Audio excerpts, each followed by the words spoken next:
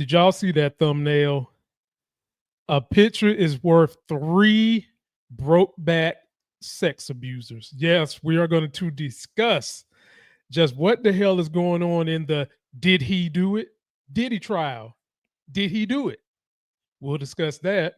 We'll also discuss if you are an American and you voted for Trump, would you vote for P. Diddy, who hasn't been convicted yet, but Trump has, of about 34 crimes? We want to know why you would do that. And then lastly, ladies and gentlemen, Trump versus Harvard. We're going to break that down in this ugly tax bill. And somebody that you guys remember very well is joining me on my channel today. His name starts with the L and ends with the Y. Politics of Being Black in America starts right now. I'm up early for the dealers come out. Everybody is outside till the killers come out. You ain't eating, you just act full. I'm impactful. Dozen funerals in a month. I got that pull. I will give it to niggas in all rap forms. Ignatius out right now on all platforms. There he is, ladies and gentlemen. Is the big homie Larry, the living legend who started this whole thing with me. He is back for, I ain't gonna say one night only, but he is back. Big Larry, how you feeling? Oh man, I'm hanging in there. I'm hanging in there. I was trying to get myself situated. It's been a while since I've done this, you know? Yeah.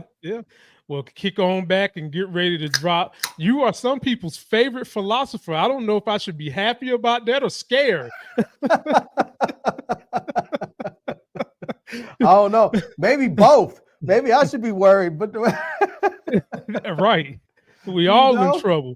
Well, ladies and gentlemen, we are going to break some things down for you. Be sure to subscribe to my channel. Be sure to subscribe to Larry's channel. And one thing that I think most of us can agree on is our love of space. And take a look at this. If you want to get your hands on one of those, back in my day, we had 9 planets, and then they decided to come off and chop Pluto away. You can go get it right now with no delay at shoplifegames.com. Check it out. Larry, I've done some new things with the channel. As you see, I'm kind of rebranding, getting more into, how can I put this? Things that aren't distracting in nature. I'm getting more into something that can affect people's lives each and every day. It's politics. Now, I've been doing it, but I'm just going to go ahead and take the bull by the horns now. Before we go, let my daughter say hello. Say something. Go ahead. Go ahead, Elle. Go ahead. Go ahead. Go ahead. We're just sitting over here. What? Elle, say something. And then, okay, hurry up. Okay. All right, now go to bed. Go to bed. Go to bed. So, Larry, I start these segments off with something I call politicking while being Black in America. And if you're not Black, I call it politicking while living under MAGA. This is where you get to let me know any petty grievance you have about anything on planet Earth, and I'll do the same. What you got, or do you want me to go first? I could go first, man. I'll tell you one of my petty grievances. Okay. And it's not even towards the Republicans or the MAGA folks. It's towards the Democrats. When I go on YouTube and I see my feed, I get so annoyed by seeing these videos titled like so-and-so took down Trump. So-and-so did Trump. Did you see the takedown, or so-and-so read Trump? I'm like, Trump is president. No one took him down. No one read him. He doesn't care what you say. And I feel it's so upsetting to me because I feel like the Democrats just completely let us down. I mean, we had a 2-time impeached, 34 felon convicted, failed 1-term president that was, for all intents and purposes, should have been just a dead duck. And instead, we gave him a second bite at the apple. And it's so annoying to me that these Democrats and people now want to sit up there and talk about how he's being taken down. He's not. He's doing whatever the hell he wants to do. And I get frustrated because the messaging from the Democratic side is basically just nothing. It's like it's either nothing or it's so disjointed. It's like it's like they don't realize these tariffs are tantamount to the largest middle-class tax increase that we probably have ever seen in our lifetimes, and they're not even messaging it that way. I don't understand why. What they should be saying is, these are not tariffs. This is a tax increase on the working and middle class. That's what they should be saying nonstop. And just like when Trump would get up there and he would say something and he would repeat it. If people said it was wrong, he would cut them off and then repeat it again. That's what they should be doing. They should be hammering home that these tariffs are tax increases on the working and middle class.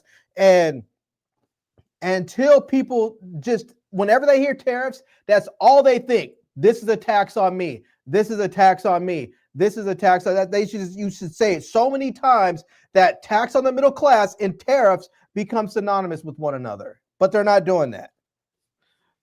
Well, I'll speak on your petty grievance. Number one, the reason why you see that on YouTube often is because that's what sparks the algorithm. You can't get up here and say it the way I say it, or you only get 100 views on your damn video, hoping that your content will drag people. But the problem, Larry, is if you don't put that kind of shock and awe in your title, the algorithm won't push you to the mass number of people. And that's frustrating all into itself. And that's a personal grievance I have. But that's one reason why you see that. But the other parts you mentioned about how they're not holding press conferences and hammering home what's real and what's fake. You've got only maybe a handful of Democrats doing that.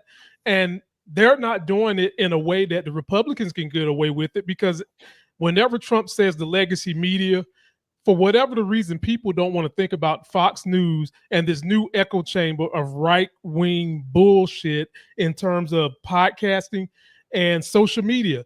They own that space right now, and they own the minds of those males who are 40 and under, who can't get laid, still living with their mama's basement, and they don't give a damn what's being pushed through the economy, because all they want to do is make other people feel the pain they feeling because their penises is not getting wet. And somebody has got to be able to get out there in front of the messaging board and say it. But not only say it, Larry, they need to say it in plain speak, because at the end of the day, folks who are quote unquote educated, they're going to understand what you're saying, whether you speak in plain speak or not. But those who aren't as quote unquote educated, they need to hear it in layman's terms. And I might have to start running for office, Larry, because people understand what I'm saying. I just got to get the message out there. See, that's why I believe they have to just a simple, direct message. These tariffs are a tax increase on the working and middle class, and that's all you have to keep saying. Say it 1,000 bazillion times. I don't care if people are saying shut up, just keep saying it. If people say that's not true, keep saying it. If they want to come up with something else, just keep saying it. Because once you say something, whether it's true or not, in this case, it's true. But when you say something enough times, whether it's true or not, what happens is people associate they associate one thing with the other. That's just what it is. We've all seen Uggs and leggings so much that we naturally associate them with hot chicks.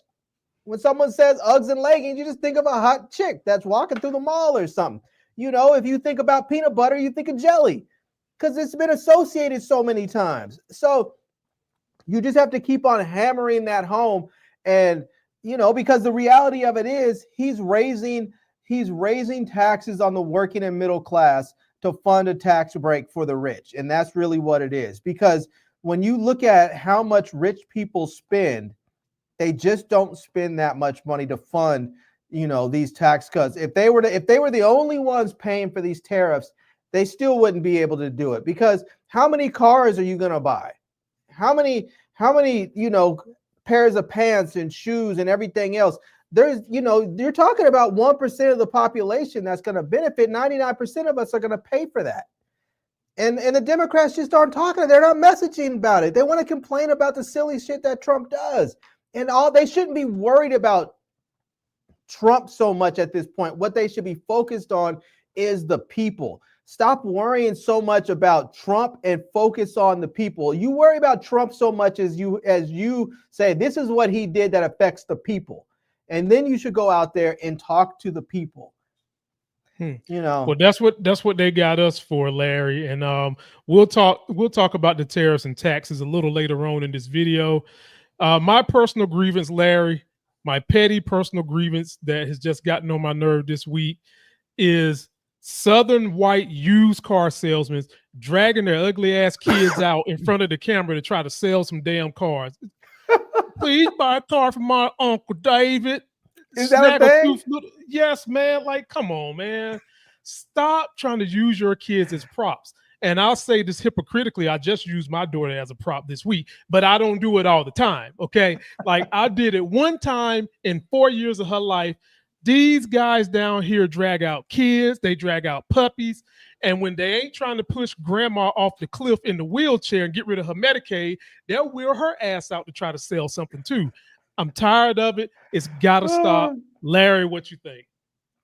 I didn't realize they were doing that. That is, I imagine that's probably amusing the first time you see it. And then after the fifth time that commercial's aired, you're probably like, okay, that's enough.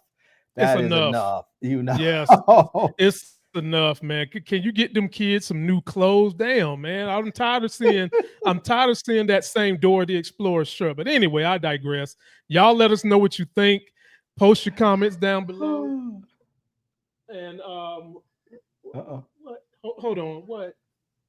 What'd you do? Okay, lay on the other side, Il. Take your iPad and lay on the other side, okay? Save Daddy some popcorn. We're going to move on, ladies and gentlemen. The next thing we're going to cover is one of Larry's stories he wanted to cover. Oh. He wanted us to talk about, did he do it? Or did he? Do y'all get it? Did he do it? Did he? Oh, my goodness. Look at that photo, boy. That is if that is not a statement in itself right there, they all have been accused of some sort of crazy sexual everything. And one of them has fled the country, but I'm sure if he hit up Trump will let him right back in the country, quick, fast, and in a hurry. But one's fled the country, one's been convicted 34 times, one's locked up, you know. Yep.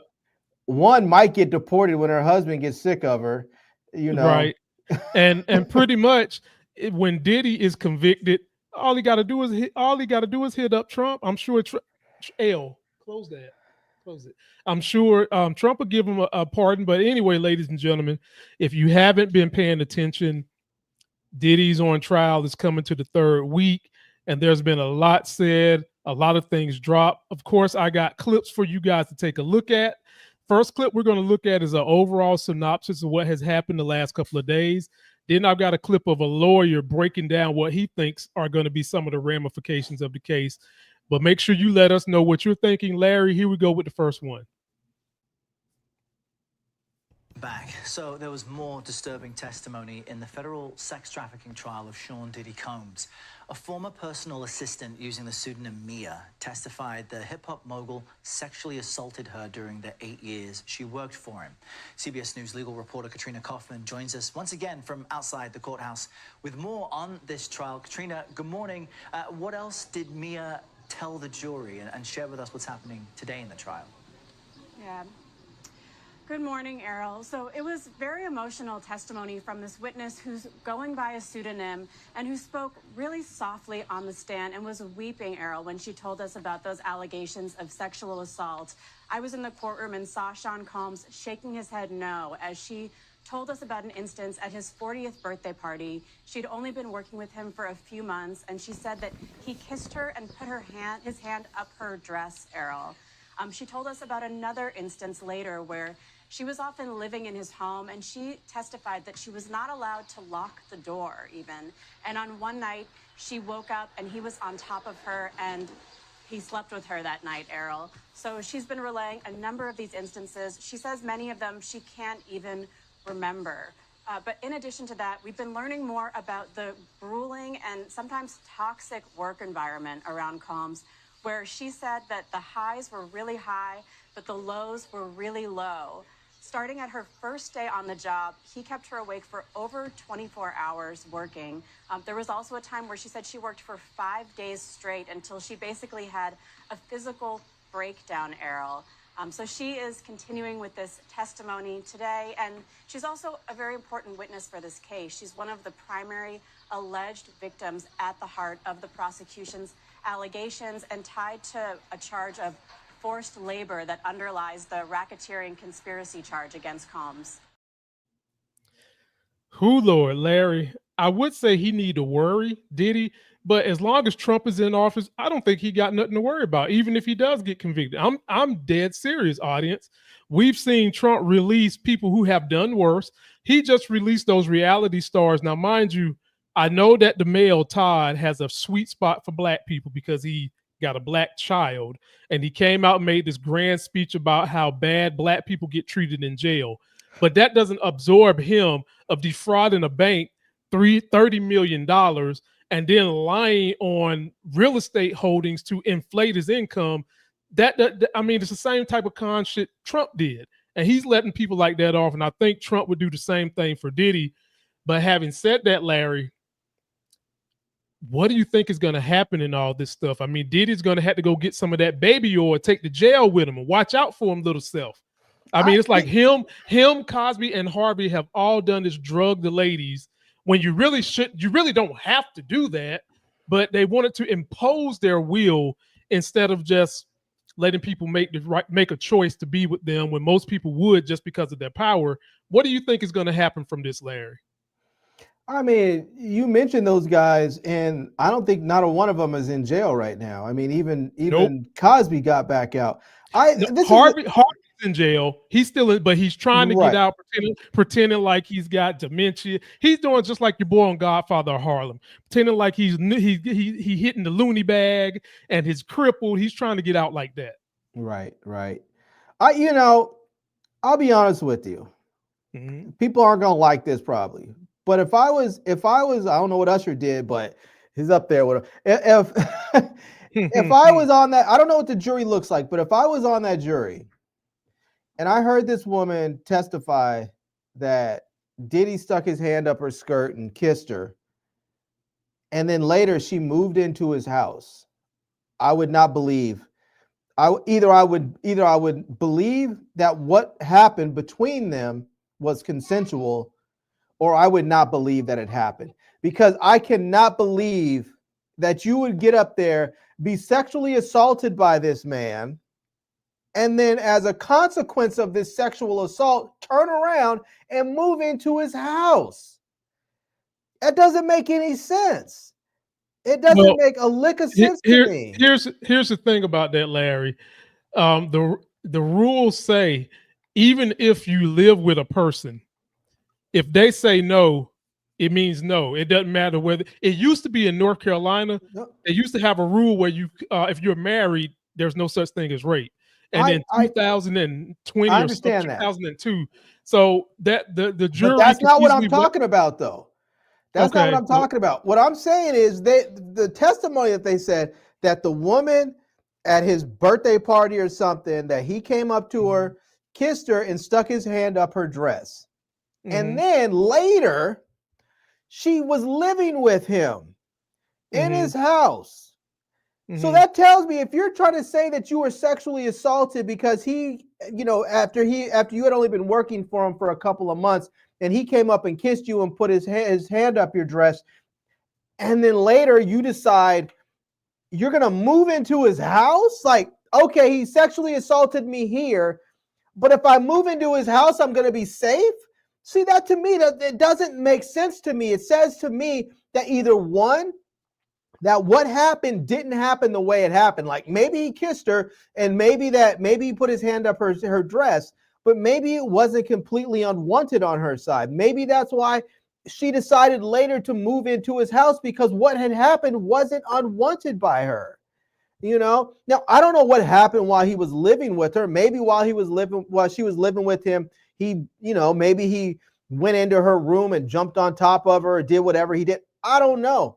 But once you tell me something like you were sexually assaulted and later you moved in with the guy, it just doesn't ring true to me.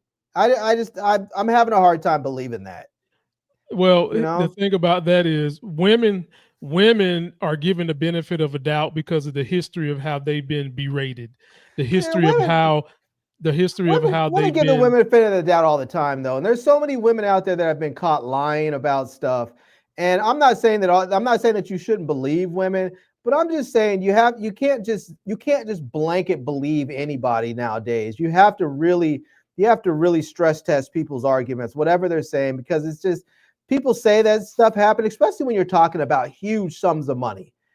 People know if they can get him convicted, they have a better chance of going to civil court and suing this man for millions of dollars. And it's too much. It's too much witness trial. I don't think he's getting convicted. I think he's going to get off. I don't think he's getting. No way. He's getting convicted. And if he does get convicted, he's going to win on appeal. But I don't think he's getting convicted. That's not happening either. There's too much evidence. They've got him beating women on tape. They've got some tapes that they haven't even revealed. This dude is gutter trash, man. Now let's see what the lawyer is saying. Let's see what the lawyer had to say and how he feels like no matter what Diddy does, they're going to get their pound of flesh from him.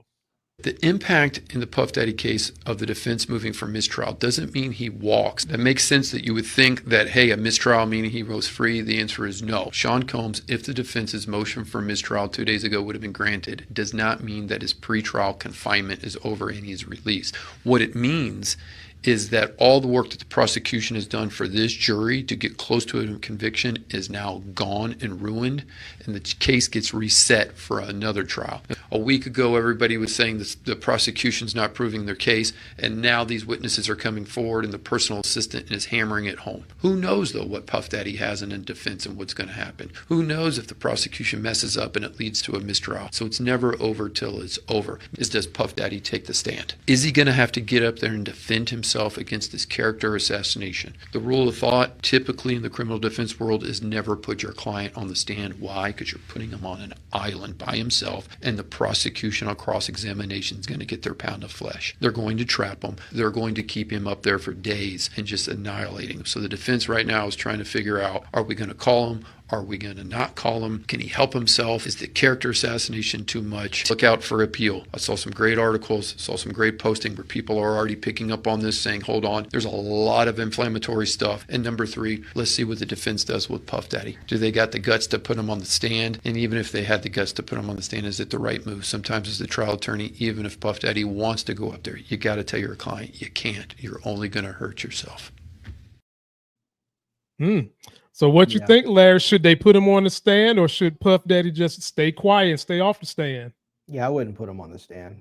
Even if he had good stuff to say, I wouldn't put him on the stand, because honestly, I feel like the media, the jury, everybody has been so prejudiced about this, because this whole idea of all of this sexual titillation and we live in a very puritanical country, and this idea of someone having these extreme sex parties, and especially now in the midst of all this Me Too, stuff, the idea that this rich and powerful man is using his wealth and his fame to be able to have sex and have these sex parties the way he does, is just not gonna. I think a lot of people have already been prejudiced towards him, but honestly, I don't think that the prosecution has put on a case strong enough. In fact, I mean, when you look at one of their main witnesses, Cassie, I think when I look at her testimony and the text messages that she sent, I'm thinking to myself, all you need is reasonable doubt. And if I'm on the stand right there, the stuff that she talked about, like, oh, I can't wait for our next freak off, and I love you, I'll come to you for anywhere, I'll do anything to come be with you with these freak offs and blah blah blah, and I'm thinking to myself, I can't believe anything that she said. Yes, I can understand that he hit her or beat her, but he's not being charged with that. He's not being charged with hit her and dragging her by her hair, in a hotel room. He's not being charged with that. And so honestly, all that type of thing does is just show his character. And right, I get what you're saying about it shouldn't be about. What's that? it also opens up an avenue for appeal, just like that attorney was talking about the inflammatory stuff that has been shown that doesn't have anything to do with this case. That's all they're already, if he loses, they already have numerous points of appeal that they can say. There's no reason for this to have ever come in. It shouldn't have come in. It has absolutely nothing to do with the case. But they brought it in so that they can prejudice and bias the jury, and if they do, then because people are mad at him, like, oh, he's a woman abuser, he should definitely go to jail, even if he didn't do the other thing. But the reality of it is, I think there's so much reasonable doubt here that unless they end up in one of these juries that takes weeks and people are just like, fuck it, just convict him, I want to go home, I think he's getting off. I think he's going to get off. And that's not to say that Puffy's a good guy. You know, I think he's probably done some really, really heinous stuff. And if they were charging him with those things, then maybe he would go to jail. But I think what they're charging him with, I don't think he's going to jail. So then I have a question for you in particular that's separate from the mass people I'm asking this question to. For all you MAGA maggots and Republicans that voted for Donald Trump, who has convictions under his belt, sexual abuse under his belt, he had to pay civil money, and he incited an insurrection, which I was always taught by white people, the worst thing you can do is degrade the company. The country. Y'all remember what y'all did to Colin Kaepernick when y'all thought he was disrespecting the flag? Y'all was ready to go to war then. So my question to white America is, if we had a presidential race with all the stuff we know about P. Diddy and Trump, would you vote for Diddy? And if you say no, go ahead and just tell me you're being racist. Would you vote for him? Would you vote for him, Larry, over Trump? For Diddy? Yeah, I wouldn't vote for either one of them. I would write in a third party candidate if I had to. If my only choices were Diddy and Trump, I would not vote. I've never not voted for the president during my entire life. I have voted every single time since the moment I was eligible to vote. I would not vote for either one of them. Larry, when you lay records down, as of right now, Puff is not convicted of anything. Nothing. Not yet. He was a better businessman than Trump. Let's just keep this 100. Trump didn't start making money literally till he got in the office. And then he started grifting. So in the last 3 months, Trump has become a billionaire from grifting the American people. And y'all too stupid to know that he's doing it. You're letting him do it. Up until that, the only thing that he could hang his hat on that he did right was the reality TV show. And even that was scripted for him. And they was talking about how behind the scenes, his ass couldn't keep himself in attention for more than 5 minutes. So be honest about this, white people. Why would you not vote for Diddy, but you voted for Trump? It's simple. Because he's a white male. And he's sticking it to the libs. He's sticking it to the people that want equality. He's bagging up Hispanics and locking them up and taking them away without just due process. And he's white. This man sparked an insurrection on the country. People was going into the offices taking poops. Officers got hurt. Trump was over there cheering and shit behind the scenes, and y'all voted for that. So don't tell me that you wouldn't vote for P. Diddy because he's a bad guy. Because nothing is as bad as Trump. Trump got some of the same accusations on him that Diddy has. So I don't want to hear no more of this hypocritical, the law is the law shit from y'all that voted for Trump. I just ain't got no time for it until you finally realize the error of your ways.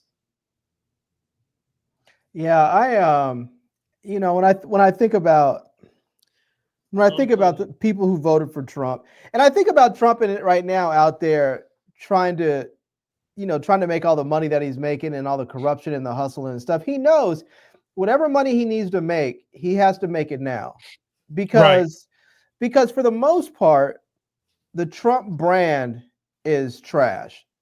It's like here in the US, people don't want to stay at Trump hotels or live in a Trump tower. And the people who may want to live there can't afford to live there. And the people who can afford to live there don't want anything to do with Trump or his brand. And they just want to use him. He's a And useful idiot for people. And so when you see these people out in, you see folks in these other countries, in Dubai and China and some of these other countries around the world, and they're funneling money in towards Trump, and they're saying, oh, we're going to build a Trump tower, a Trump hotel, whatever. They honestly don't care whose name is on it right now. If Trump's name is on it and that's going to get them curry favor with the U.S. government, they're willing to do that for a period of time. But I can guarantee you, the moment he's out of office, that his name is coming off of those buildings. Because just like here in D.C., they had, when he was in office the first time, they had the Trump Plaza or Trump Tower, whatever it was. After a while, his name became mud again, and they had to take it down. I think the W or somebody bought it because nobody wanted to stay there. And the vacancy rates were out of control because the people who wanted to stay there couldn't afford it. It's an expensive hotel. So I don't know. I just, I understand he's doing his grift now, trying to make as much as he can. It's really a shame because what we have seen is once something happens in the White House, once something happens in the presidency, that has a tendency to set the trend moving forward. And of what people can get away with, what the American public will accept. And I'm afraid that moving forward, we're going to see more people like him that are going to be just as bad, if not worse. And the scary part is that Trump is ruthless and doesn't really care, but he's not the smartest person in the world. We're going to get somebody in there who's also ruthless and also very, very smart. And that person is going to be far more difficult to deal with than Donald Trump is. And so, we've already accepted a lot as the American people. And Trump's thing is move fast, break stuff, and then we'll see how much we can get away with, and we'll just go to court. We'll just let people sue us and go to court. But the problem is the court system, it takes a long time to move things through the court. And so he can go and do a lot of stuff and break stuff. He can deport people and do all this stuff, make deals with El Salvador to lock up, people. And the courts are saying, well, we're trying to work this through our system. And by the time it gets worked out through the system, Trump will be out of office. Yep. Post your comments, y'all. Let us know what you think about Puff Diddy. Did he do it? And why some whites would tell you they voted for Trump, wouldn't vote for Diddy, but would vote for Trump again. And I can tell you something that most of us can agree on, those of us that still believe in fact and science, is we wish they would grandfather Pluto in as an official planet and stop all this exoplanet, dwarf planet bull jive. If you want to get the t-shirt, link is in description. Now we'll go to Larry's other subject before we go to my subject. Let me say this one last thing. And I know this is controversial because people always like to say, oh, we need outsiders, we need this and that. But here's the thing. There is a place for professional politicians. People always say we need to fix this system, we need to fix this, we need to fix that. We need some businessmen or somebody else to come in there, some outside thinkers. But there's a place for professional politicians. It's just like if you need to see a dentist, you don't go see your podiatrist. If you end up getting cancer, you're not going to go see a chiropractor. You're going to go see an oncologist. It's just, there is a place for specialized people. There are people out there who have dedicated their entire lives to learning about and practicing politics. And there are other people who have got into it a little bit later and have worked for decades in politics.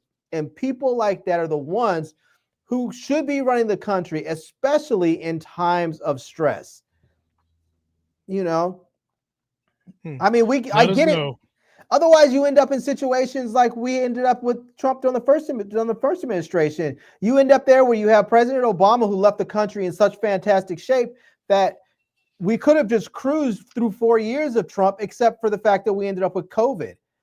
But because we didn't have a professional politician, we ended up having over 1 million people in this country die unnecessarily because he didn't want to do what a true professional politician would have done from Jump Street, which was to implement that the safety protocols that the Obama administration have put into place if there was a pandemic. A professional politician, even if it was a Republican, would have said, we don't care who made this. It's what we have and we're going to use it. Instead, Trump was like, we're not using it because it came from Obama. And as a consequence, over 1 million Americans died. Speaking of Obama and some of Obama's roots in college, we've got a situation now where Trump is trying to take on Harvard, and it's just straight bull jive. I'm going to play a clip for you, Larry, and then I'm going to give it to you. I know what Trump is trying to do to tie it over, but that's not the real reason why he's doing it. But let's see what Larry has to say. Take a look at this.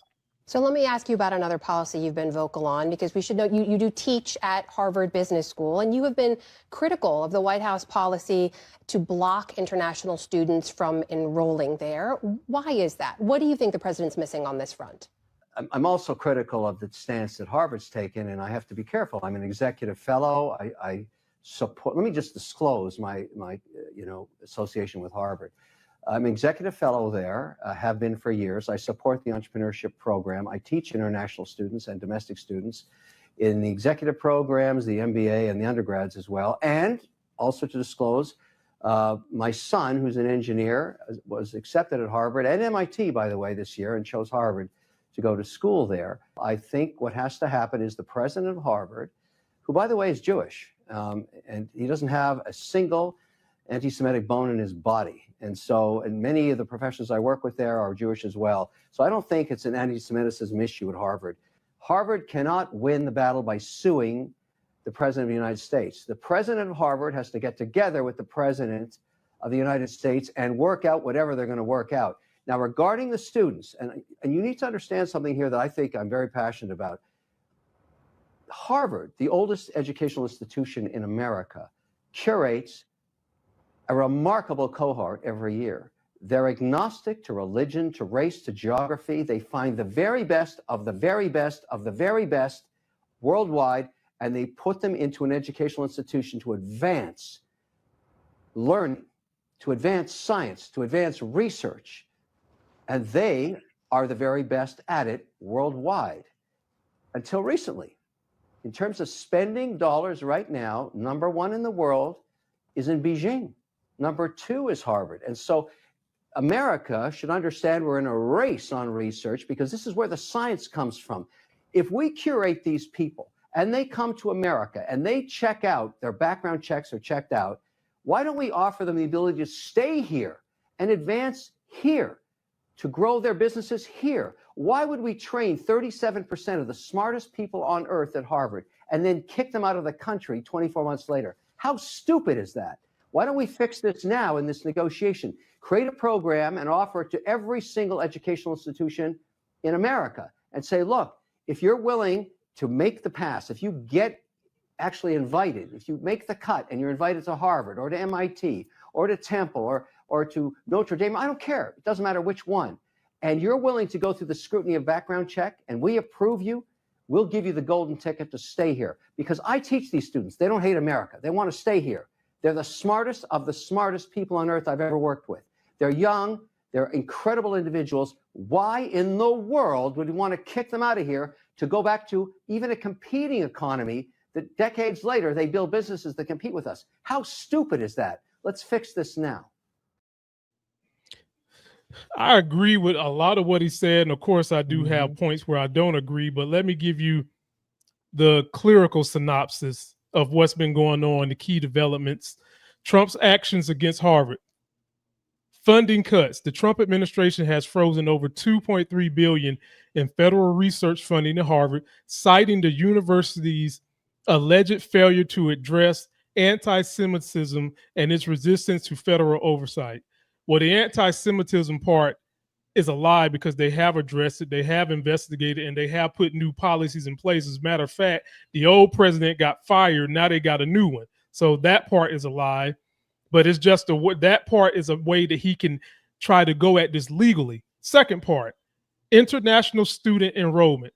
The Department of Homeland Security attempted to revoke Harvard's certification to enroll international students, accusing the university of non-compliance with federal policy and fostering a hostile campus environment. And ladies and gentlemen, they did have some protests on this campus right around COVID and kept on going because there was a lot of kids that didn't like the things going on in Gaza, in the Middle East, Palestine versus Israel, and they did protest, and they deemed it, a lot of people deemed it as anti-Semitic, but they investigated that, they put protocols in place. Let's go to the legal battle. Temporary restraining order on May 23rd, that was a couple of days ago. U.S. District Judge Allison D. Burroughs issued a temporary restraining order blocking the Trump administration's attempt to revoke Harvard's ability to enroll international students. Preliminary injunction to restraining order was extended, allowing Harvard to continue enrolling international students. The rumor for why Trump is going after this Ivy League school and a couple of others is that Harvard, Notre Dame, and Temple rejected his special needs son, Barron Trump. Speculation arose that Trump's actions against Harvard were motivated by the university's alleged rejection of his son, Barron. Official denial came from Melania Trump's communication team. That's a lot, Larry. Take it wherever you want to go.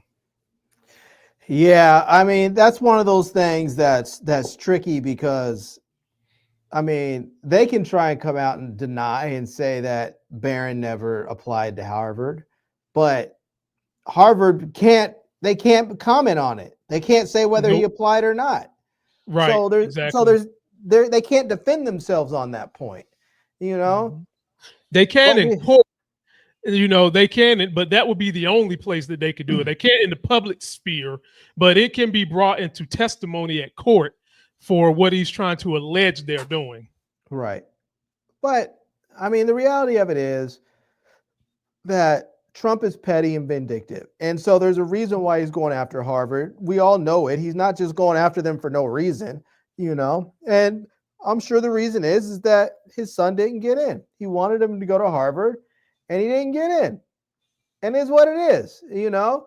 He probably figured, hey, you know what? I'm a former president. There's no way they're not going to let my son in. They're just like, you know, no, it's not happening.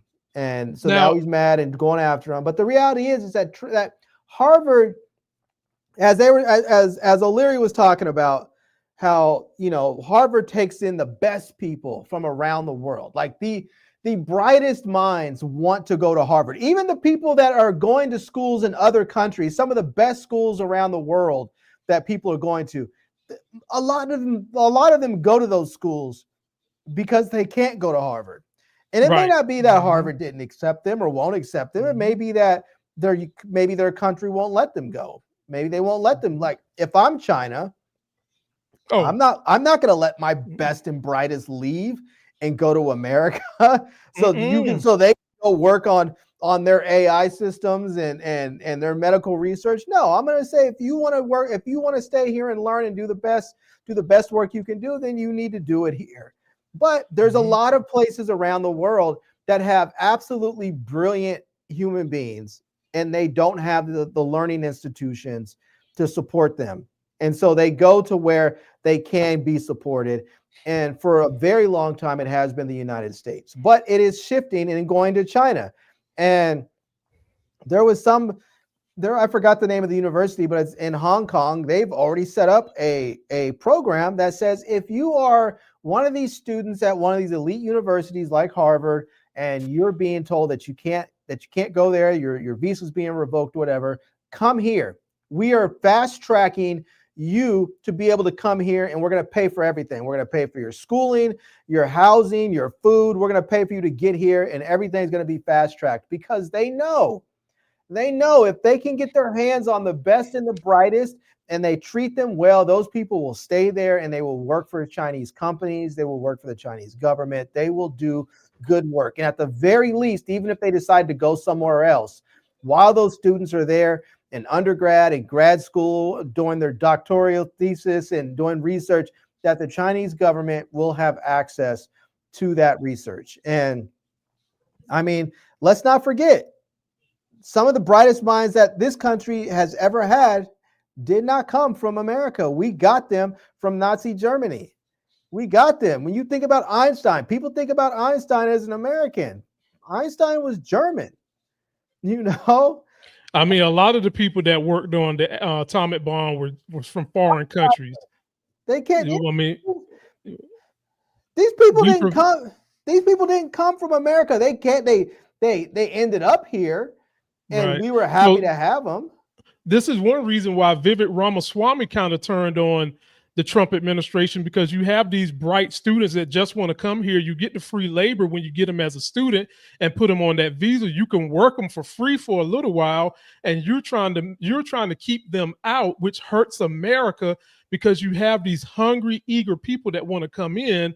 Like Larry said, the brightest and smartest, and now you are really trying to make us a nationalist, isolated country when you can't do that. We are on a global scale now. The communication is too fast. The growth of economies is too fast. And we are the biggest consuming nation on the planet, but we only make up 3% of the population. That means, thing, Lamont. Yeah. The MAGA, the MAGA, love child they're out there, Elon Musk. He is not a native born American. He is South African / Canadian / wherever else he is from. He came here from another country. The idea that we are going to shut out all these brilliant minds from other countries and only get those people that are from here is shooting ourselves in the foot, because we have not only do we have the ability to educate and benefit from the best minds of the world, but right now, still, even with all this foolishness, right now, still, the best minds of the world want to come here. They are actively trying to get here. Why would we stop that from happening? It just doesn't make any sense. It's stupidity. And Harvard is one of the #1 cancer research places in all the world. I've had 3 people I love dearly within a year span die of cancer. My wife is a medical researcher, and she's been having to finagle things to get research. Why are we doing that? You know how many people are affected by cancer, and you want to stop them because you're being petty? And I did like the idea of him giving money to trade schools, because that would help with these white males that are 40 and under that can't take care of themselves. But don't take it from endowments of these places that do all this great research. There's plenty of money that you could throw at that if you wanted to, but you're too busy trying to give all the money to the people that are using you as a useful idiot, the Elon Musks, the Mark Bezos, the Mark Zuckerbergs. You've got the money to keep it there. Stop this petty grievance with them and keep on doing your grifting and leave the research alone. Like Larry said a couple of segments ago, there was no reason we should have lost as many people as we lost during COVID. You had the plans right there in front of your face, and you was like, nope, Obama name on it. Nope, not going to do it. Leave this one alone. Post your comments, y'all. Last thing I got for you, Larry, is the tariff thing you discussed. And I'm ready for that one, because I'm a financial whiz. I love that stuff right now. So let's take a look at Kevin O'Leary in the same clip, but he's talking about Trump's tariffs and the bull jive that comes from it. Stick with us, y'all. This is our last segment. For One View on President Trump's trade wars, we turn now to Kevin O'Leary. He's a businessman, celebrity investor, and a regular member of the show Shark Tank, where he's known as Mr. Wonderful. Kevin O'Leary, welcome to the NewsHour. Thanks for joining us. Great to be here. Thank you. So let's start with this legal back and forth when it comes to the president's tariffs just today, and things are changing fast, I should note. But as we speak, 2 federal courts have blocked those tariffs from going into place. An appeals court has granted the president a temporary stay. Is it clear to you and other business leaders where things stand right now on this front?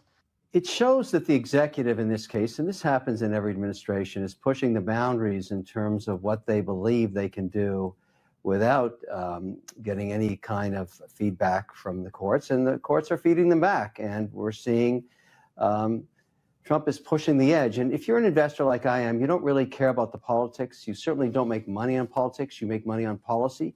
So you're trying to figure out, as you watch these signals, what the end game is going to be. What is the policy going to be?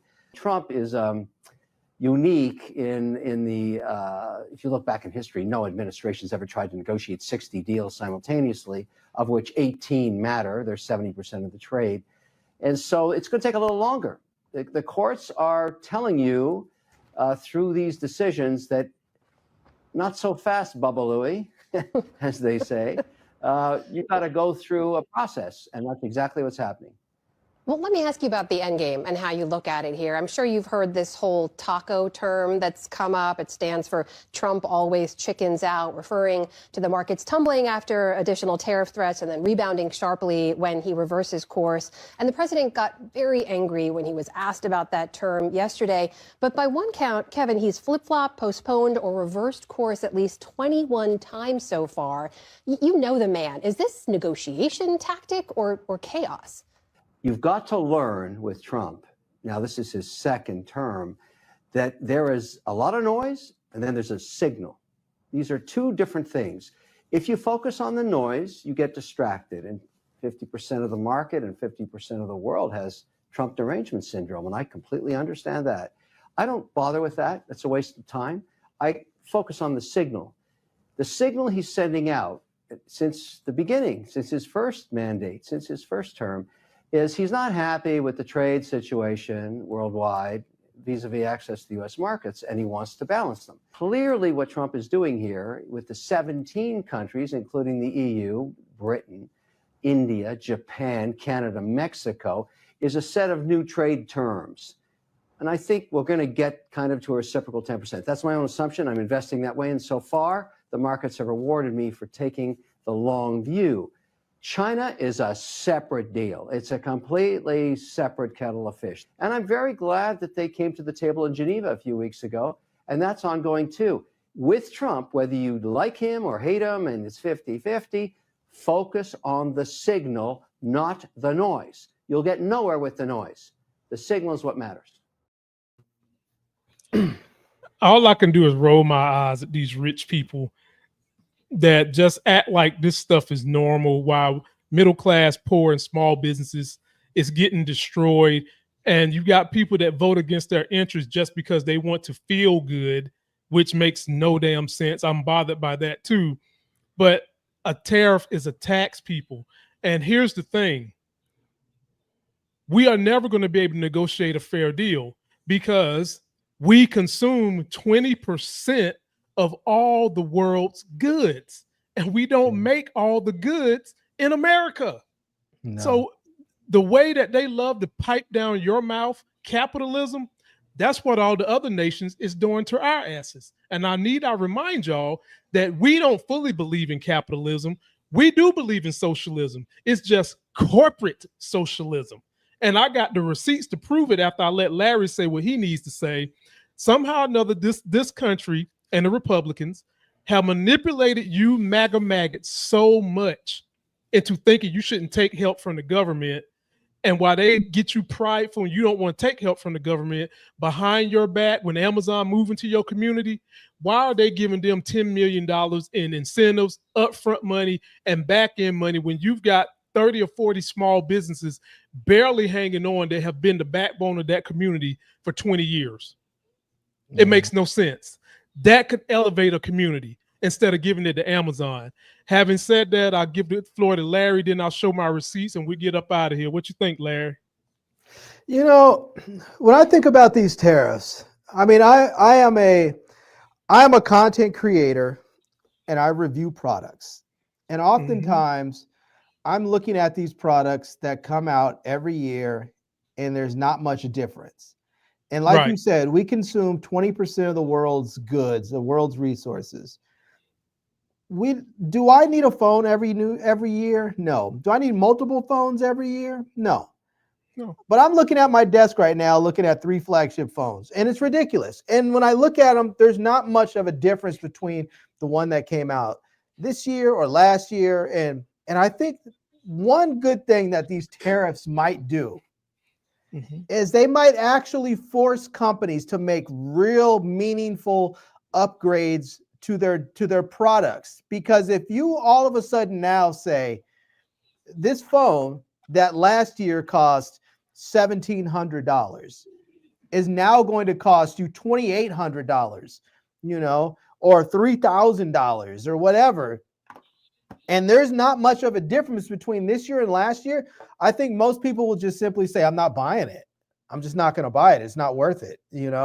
It's one thing if you charge me an extra $50 or $100, but if you're charging me, an extra $400, $500, $600, $800, $1,000, and there's no real difference, then I'm not going to do it. And I think that maybe some of these companies won't get that until after their sales plummet, and then they're all kinds of trouble. But I think some companies may recognize, like, we can't sell the same iterative piece of junk that we've been selling and charge people an extra $500 or $1,000. I mean, I have a camera, the DJI Osmo Pocket 3. That camera, when it came out, was $519. It is 2 years later, that camera is now selling for $799. And the crazy thing is, they had what was called a creator combo kit that gave you the camera, a microphone, and some other accessories, a battery handle, some other stuff. That was their highest end combo kit. That kit, when it came out, was $669. That kit now is $979. So you're talking about a camera that was $600 and something for the kit, is now after tax going to be well over $1,000. And I don't think that these companies are going to be able to sell the products that they think they're going to sell at the prices that they're going to have to sell them at to make money, which I've already heard that some companies had pulled their products that they were going to release. They pulled them back and said, no, we have to reevaluate our release and our release dates. And I think part of that is because they know that some of these companies, like when you look at like the iPhone last year, the iPhone 16 Pro Max, a lot of people said, I'm not buying it. It's just not enough of an upgrade from the 15. And if all of a sudden now you look at the iPhone 17 Pro Max, and instead of it costing $1,500, it's going to cost you, $2,300. A lot of people are going to be like, I'm just not going to do it. It's too much money. It's not enough of a change. And Apple's going to be in a world of hurt if they're sitting on, 2-3 million devices that they can't move because they're too expensive. So maybe we'll get better products as a consequence. We're not. What companies are going to wind up shifting and doing to keep the revenue stream going if products get marked up? I'm sitting here seeing it every single day when I'm trading stocks. They are moving toward monetizing and remonetizing intellectual property and AI, such as Tesla's self-driving. That's where they make all their real money, not selling the car. Sam Altman and ChatGPT, he makes buku's money for something that he done coded and fixed, and all he's got to do is put in a sprinkle of upgrades, and he's got this recurring revenue for the people that buy it. DeepSeek, China's version of this. So that's how they're going to get around that. But what I want people to take away from this is this, as Larry said. Before you do that, can I ask you this? Because you mentioned the subscription thing. I wonder if that's a way around some of these tariffs. If they don't release, if instead of saying you're going to buy this iPhone and you're going to buy this iPhone and it's going to cost you how much ever more.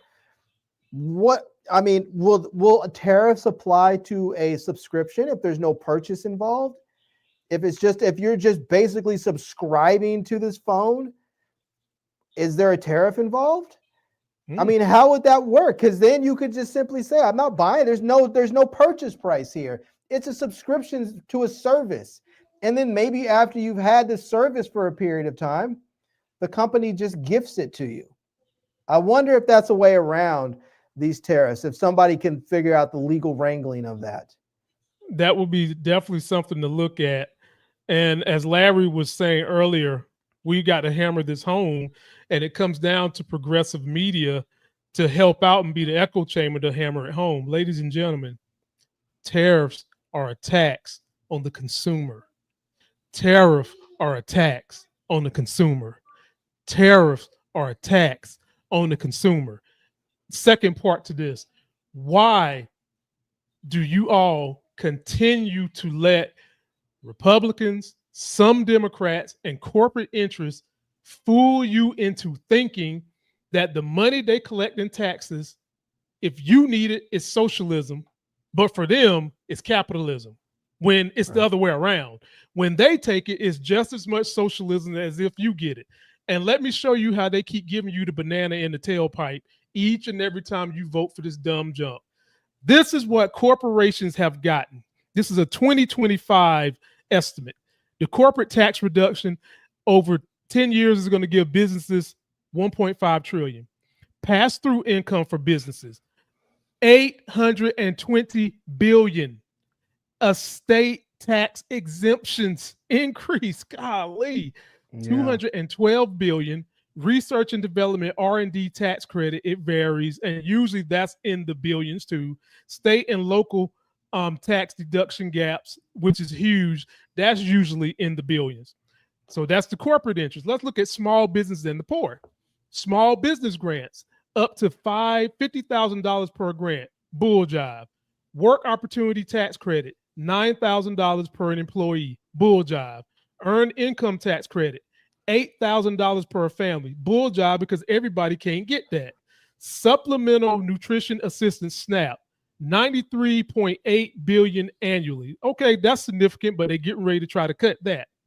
Low income home energy assistance, $400 million,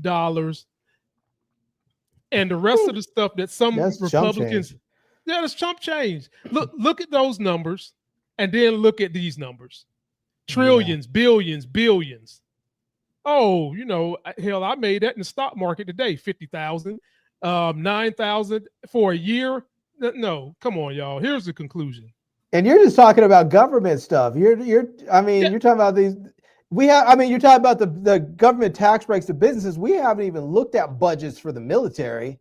That would dwarf everything. It would dwarf everything. So, ladies and gentlemen, I said all that to say, stop voting against your interests in a double entendre way. When you vote your rights away to the Republicans, not only are they feeding the special interest corporations by giving them upfront money, but then they hit you on the back end by making you pay for this stuff by reducing the services that really help you on a day-to-day basis. Stop falling for the banana in the tailpipe.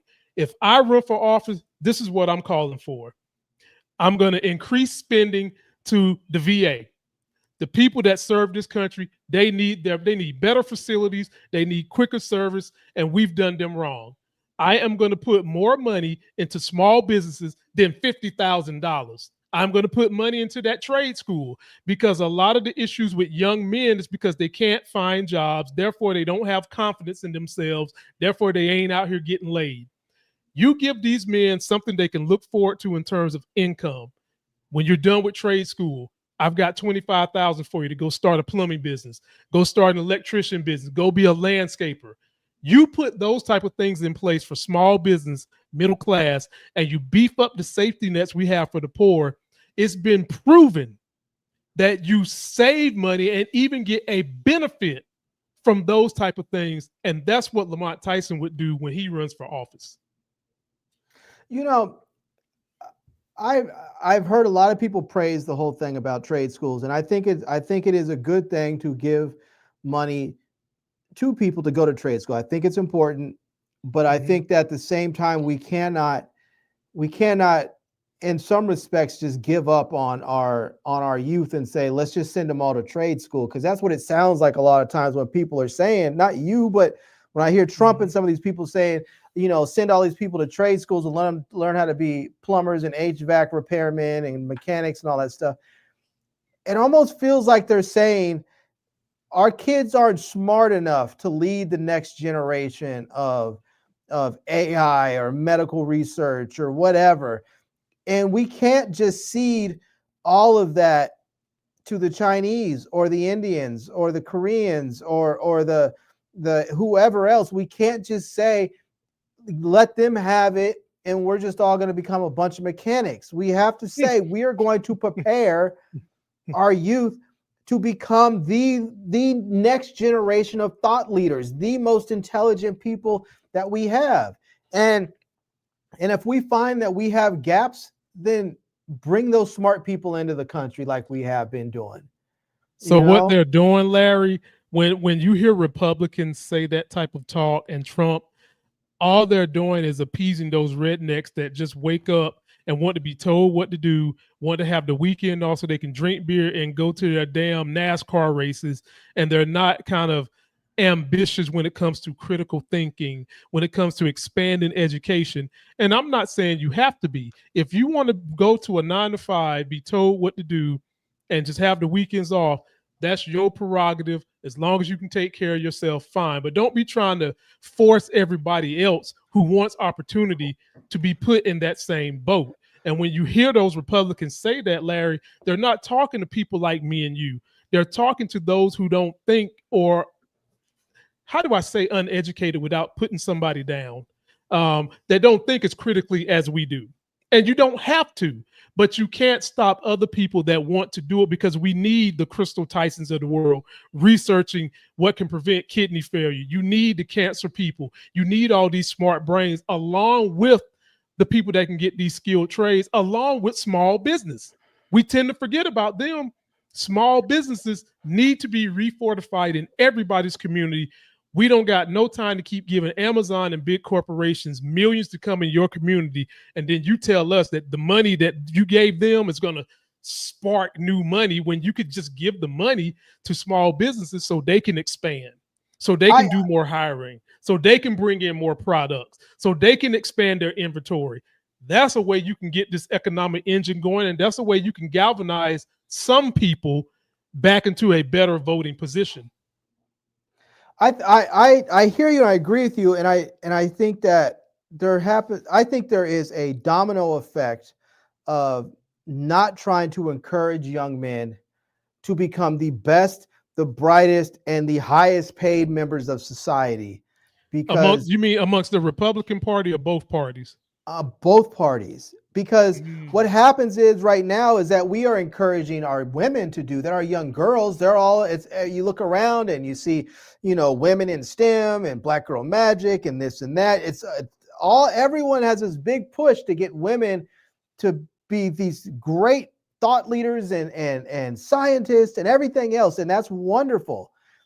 But what happens when you don't have men on equal footing with them is that you end up where women are thinking, because we're still very primal, and we're still very, women still want providers and protectors. We live in a relatively safe society. There's no real need for a protector. You don't need to worry about being protected from getting clubbed over the head by some tribal rival, or getting dragged out from the bush from a mountain lion. We just don't really have to worry about that anymore. And so it's really about providing. And a lot of women are just like, he can't do anything for me. He doesn't make enough money, And as a consequence, we live in a single majority country. People are not getting married.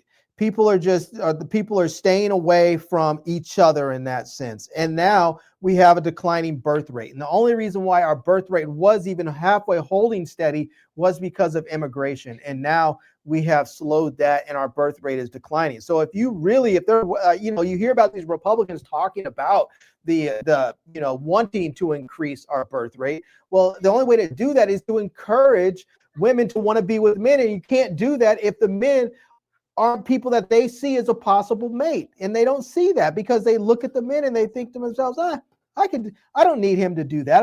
I'm doing just fine without him. So the only way to really to encourage that is to make it so that their lives are going to be better with them. And we live in a safe society. So the only real way to do that is to make it so they're more financially prosperous. And that's what I just said. And no, I know, but I'm not saying that plumbers and mechanics don't make good money, but we need to make sure that the men are looked after too, that they are really encouraged to go out there and do the best and the brightest. And I know people can scream, the patriarchy. And yes, terrible things have happened with men in the patriarchy. But when you leave men behind, and we have seen this throughout history in other countries, when you leave men behind, you will end up with violent conflict, without a doubt. It is only a matter of time before you end up with violent conflict in your country when you have men left behind enough. And that's not a threat. It is just a matter of fact. It is just history. It's history that will repeat itself. Y'all post your comments. Let us know what you think. We've got to get out of here. I have a 4-year-old that needs to go to sleep, and she is just tripping. So we're going to get out of here. Don't forget to post your comments, like the video, download the podcast. It is called Politics of Being Black in America. Anywhere you get your podcast. I'll see Larry and bring him back later on another time. And until that next Sex is Hell video, we're out.